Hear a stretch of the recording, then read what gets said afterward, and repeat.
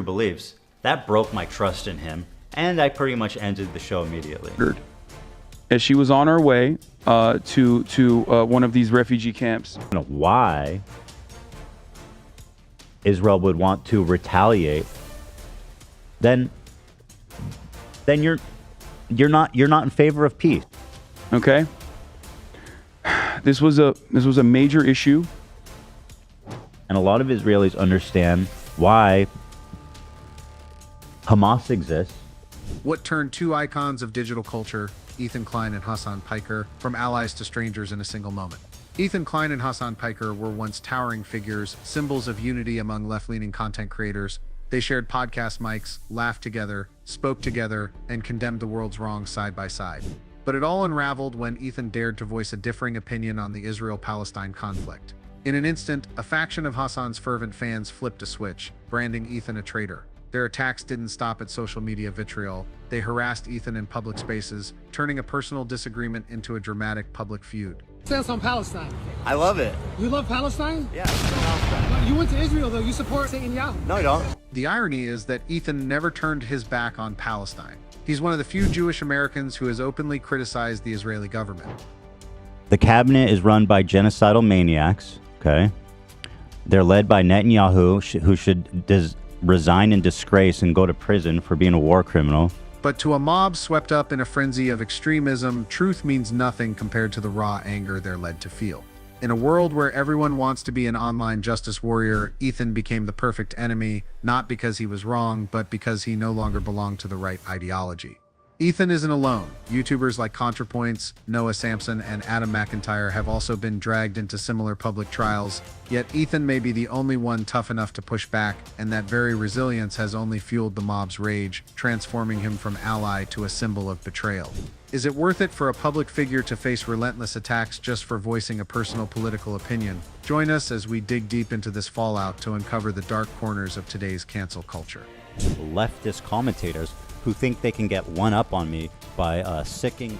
To better understand the unraveling of the relationship between Ethan Klein and Hassan Piker, we first need to revisit the journey of their once close collaboration and the subtle tensions that simmered beneath the surface before erupting into a public conflict. Their partnership began as a testament to shared ideals, sparked through the H3H3 podcast, where Hassan was a frequent guest. This evolved into Leftovers, a joint project built on trust and mutual understanding.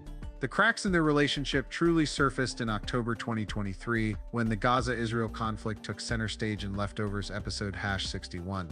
Despite their efforts to remain civil, their differing perspectives became starkly apparent, like two parallel lines destined never to meet. I don't know why Israel would want to retaliate. Then you're not in favor of peace. And a lot of Israelis understand why Hamas exists. Here, Ethan emphasized the value of all human lives, warning that focusing solely on supporting one side while overlooking Hamas's controversial actions could undermine fairness and moral depth. As she was on her way to one of these refugee camps. Okay. This was a major issue. In contrast, Hassan argued that Israel's wrongdoings, including serious allegations like rape within the IDF, must be condemned without compromise. How do you not see that? That's in the West Bank. This is a Christian woman. This is not a Muslim. This is not Hamas. Though they maintained respect during the discussion, it was clear that these differences planted the seeds for an irreparable rift in their relationship. And then, following that fateful podcast episode, Ethan announced an indefinite hiatus for Leftovers, marking the end of their public collaboration. People are saying rip Leftovers. Yeah, probably. Just to be honest. We could just call it Leftovers. Oh, that's so good. Wouldn't that be fucked up if I was like, Leftovers is coming back? That is fucked up. Don't do that. Well, you know, for a fact we've never done that before. Right. We never played it. But the tension didn't end there. Instead, it quickly spread like wildfire across social media platforms. Ethan publicly criticized Hassan for failing to rein in his fan base, particularly the unchecked behavior of individuals like Frogan, who was accused of making inflammatory remarks targeting Jews with differing views. I'm just curious, how come you don't like Sneeko? Oh, he's a piece of shit. You like him? Yes. How come you don't like Palestine? I like Palestine. No, you don't. Why do you say that? Because, bro, you're. Wasn't she in the IDF? Yeah. Oh, damn, that's crazy. Mandatory service. That's She was born sad. That's terrorism, bro. there. She was born there. That's sad. Feel bad for you guys. Ethan Klein, bro, you're ugly as bro. You're ugly as you look like a Bro, look in the You look like a Ethan.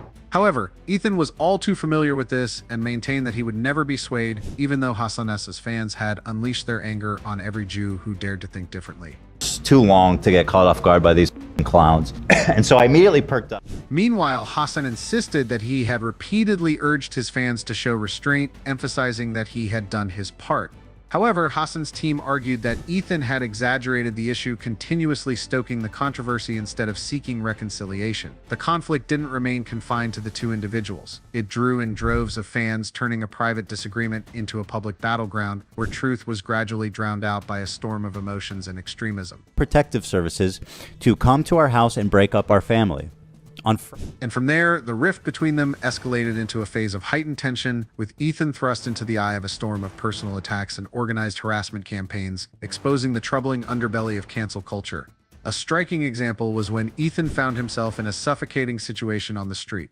A group claiming to be Hassan Piker's fans confronted him, shoving cameras in his face and relentlessly interrogating him with overtly hostile questions. So you support Netanyahu? No, I don't. Stop it, bro. She was in the IDF. He voted against him. Despite Ethan repeatedly stating clearly, "Free Palestine," while refusing to endorse Hamas, these declarations were not enough to appease the mob. To them, Ethan's failure to parrot their exact slogans meant he was not passionate enough, making him a target of their outrage. When the video of the incident went viral online, the wave of attacks against Ethan erupted with ferocity. He was branded as fake and even labeled a closet Zionist by a segment of the online community. His critics relentlessly scoured his old videos and posts, searching for evidence to bolster their narratives. More alarmingly, the attacks didn't stop at social media vitriol. A coordinated harassment campaign took shape across platforms like Reddit and TikTok. Subreddits like r/h3snark quickly turned into forums dedicated to smearing and denouncing Ethan, while some went further with actions like threats, doxing, and even filing complaints with CPS to pile psychological pressure on him.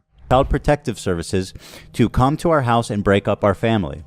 According to Ethan, the conflict quickly escalated beyond the boundaries of social media when certain individuals took extreme actions, contacting CPS to demand an investigation into Ethan Klein's family. This was not only an unusual move, but also a deeply personal attack aimed at inflicting psychological pressure and damaging Ethan's reputation. In a podcast episode, Ethan openly detailed the incident, describing it as a coordinated campaign of personal vengeance. He emphasized that abusing CPS not only wastes the time of social workers, but also crosses far beyond the line of online trolling. To which they've gone to harass us and get revenge for going after their god king Hassan has frankly gone beyond any type of point of civility and humanity. And Ethan's claim that Hassan's fans were responsible holds water, as some Reddit users openly admitted to instigating CPS checks on Ethan's family, calling it a way to expose his hypocrisy. This action marked a dangerous turning point as online disputes spilled over into invasions of personal life, thrusting Ethan and his family into an unprecedented state of distress. Refusing to stay silent in the face of the onslaught, Ethan chose to hit back hard. He publicly shared evidence of the CPS incident, and he didn't stop at condemnation. He announced plans to pursue legal action to protect himself. In a widely shared video clip, he vowed to take legal steps against those behind the harassment campaign, from the moderators of the r/h3snark subreddit to more influential figures, even name-dropping Reddit's CEO. Which is the work of a subreddit dedicated to harassing me, my family, my coworkers, and their families too, frankly. Alongside the CPS incident, Hassan's radical fanbase intensified their campaign against Ethan across multiple platforms, from Reddit to TikTok and Instagram. The r/h3snark subreddit became a hub of criticism, where members repeatedly shared sensitive personal information such as Ethan's home address and workplace, with the stated goal of exposing him. They described Ethan with harsh terms like hypocrite, attacker of the Jewish community's spirit, and even traitor to leftist ideals. Clips from Ethan's old videos were distorted and weaponized to incite the mob, fueling a relentless wave of attacks. On other platforms like r/Moa, some criticized Ethan's handling of his own community, accusing him of inciting his fans to retaliate against opponents. However, these criticisms often lacked context, further escalating hostility and division. The campaign of doxing and spreading rumors not only harmed Ethan but also laid bare a grim reality when emotions and extremism overpower reason. Destructive personal attacks become tools to enforce viewpoints, regardless of truth or consequences.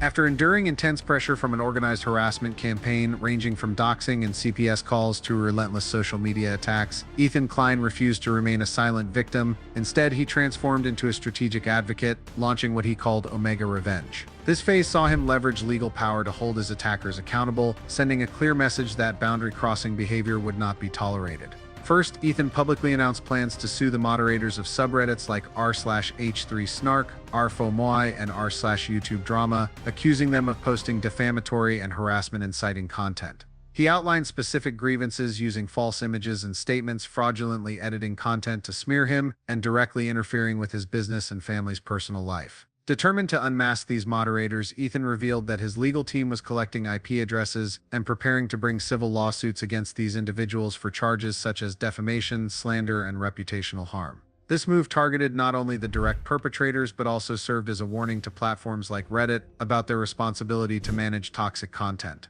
Fucking subreddit. These people are knowingly putting us and employees in danger by sharing this address with each other with malicious intent. Not stopping at the subreddits, Ethan expanded his legal battle to target streamers like Frogan, Denims, and Cassie, whom he accused of unlawfully using his content. Specifically, Ethan claimed that their reaction videos, which often replayed nearly his entire videos with minimal substantive commentary, violated copyright. In his lawsuit, he highlighted instances where streamers used up to 70 minutes of his original content while merely sitting and watching, failing to meet the transformative use standard under copyright law. This lawsuit marked a significant step in Ethan's efforts to protect his intellectual property. He argued that content copyright is not just about ownership, but also carries a responsibility for creativity, and such lazy practices not only harmed him, but also diminished the value of the content creation industry. It's up to go to the bathroom, or to eat, or to talk to his mom, or to do whatever. Disappears for an extended period of time and leaves the video playing for his chair. Mr. I, Ethan Klein, have registered Hassan Piker Content Nuke with the United States Library of Congress. Some of you guys out there sweating? On June 26, 2025, Ethan Klein shocked fans by announcing on his Instagram story that he had added Shonda Black Wiggs, a streamer and close ally of Hassan Piker, to the list of defendants in his copyright lawsuit. Ethan explained this move as a response to accusations that he was targeting only female streamers, framing the inclusion of Sean as a step toward gender equality. However, the statement immediately sparked fierce backlash from the online community, with many accusing Ethan of racial bias for targeting Sean, a black creator, as a shield against prior criticism for suing female streamers like Frogan, Denims, and Cassie. Shauna Black swiftly responded on X on June 27, 2025, calling Ethan's actions a miscalculated move and accusing him of using him as a pawn to pressure female journalists and Hassan Piker. The Reddit and X communities further fueled the controversy, with many criticizing Ethan for targeting smaller creators instead of bigger names like XQC, who had also reacted to Ethan's videos but faced no lawsuits. Ethan didn't back down amid the backlash. In an Instagram post, he stated that if subreddits like r/h3snark and journalists like Taylor Lorenz and Cat Tenbarge publicly apologized for calling him sexist, he would consider dropping the lawsuit against Sean. However, this offer was widely seen as bizarre and coercive, further undermining the legitimacy of his legal actions. Shauna Black rejected the call for an apology, and on June 29, 2025, Ethan unexpectedly announced on X that he was no longer suing Sean, calling it a bit of fun in response to the sexism allegations. Still, he maintained his stance on suing the female streamers, leading many to continue accusing him of inconsistency and bias. Ethan's legal strategy, though framed by him as a calculated plan, raised questions about his true motives. Some argued that Ethan was using the lawsuits to pressure his critics, while his supporters contended that he was merely defending his creative rights in an increasingly chaotic online environment. Right or wrong, adding Shonda Black to the lawsuit transformed Omega Revenge into a new battleground, where accusations of racism, sexism, and legal overreach intertwined, thrusting Ethan into an unrelenting war with both the online community and his own public image. By July 2025, Ethan continued to stir the community with a bold message: "Daddy's watching." This was a warning that his legal campaign was far from over, and anyone crossing boundaries, whether through online harassment, moderating toxic subreddits, or producing lazy reaction videos, could be the next target. Ethan emphasized that this was just the beginning, with his legal team preparing to expand the lawsuits to protect not only himself, but also the values he stands for: fairness, accountability, and respect in the online space. Ethan's legal counteroffensive was not just an effort to defend his personal honor, but also a powerful statement. In a world where harassment campaigns can easily spiral out of control, the law can serve as a weapon to restore order and deter destructive behavior. However, many questioned whether a legal battle could extinguish the flames of extremism or merely deepen the divide. The conflict between Ethan Klein and Hassan Piker's fervent fanbase serves as a stark reflection of the challenges facing modern internet culture. Ethan has shown that silence isn't always the right response when confronted with harassment, from doxing and CPS calls to attacks on Reddit, TikTok, and Instagram. By wielding the law as a weapon in his Omega revenge, he demonstrated that destructive behaviors, even those cloaked under the guise of online justice, can face consequences. However, his lawsuits targeting subreddit moderators and streamers like Frogan, Denims, Cassie, and Sean DeBlack have sparked controversy, with accusations of sexism and racism raising questions about whether his legal battles represent justice or a PR stunt. Regardless of the answer, this saga has laid bare the dark side of purity culture, where dissent is branded as betrayal and disagreement becomes a pretext for purging. When Ethan was labeled hypocritical for not echoing the exact slogans the crowd demanded despite publicly supporting Palestine in a humane way, it highlighted the danger of stifling dialogue to enforce ideological conformity.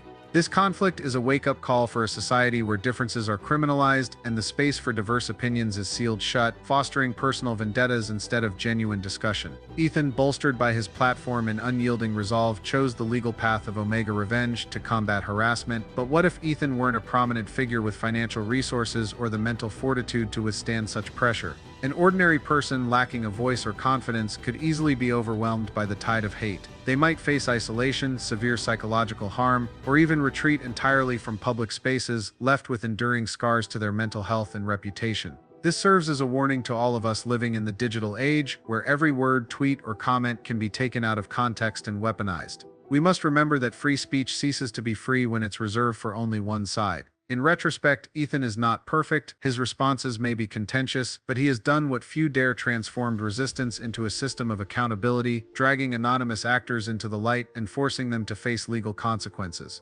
But will a legal battle be enough to truly bring this story to a close? As social media continues to churn out new ideological wars, where a single misguided tweet can turn you from a hero to a villain, Ethan Klein is just one name on a long list of those who dared to speak out and paid a price for it. Yet he also serves as a reminder that behind every statement, every rebuttal, is a flesh and blood person with honor, fears, and courage. So what about you? Are you ready to step out of your comfort zone to speak what you believe is right, or will you stay silent, hoping you're not the next target?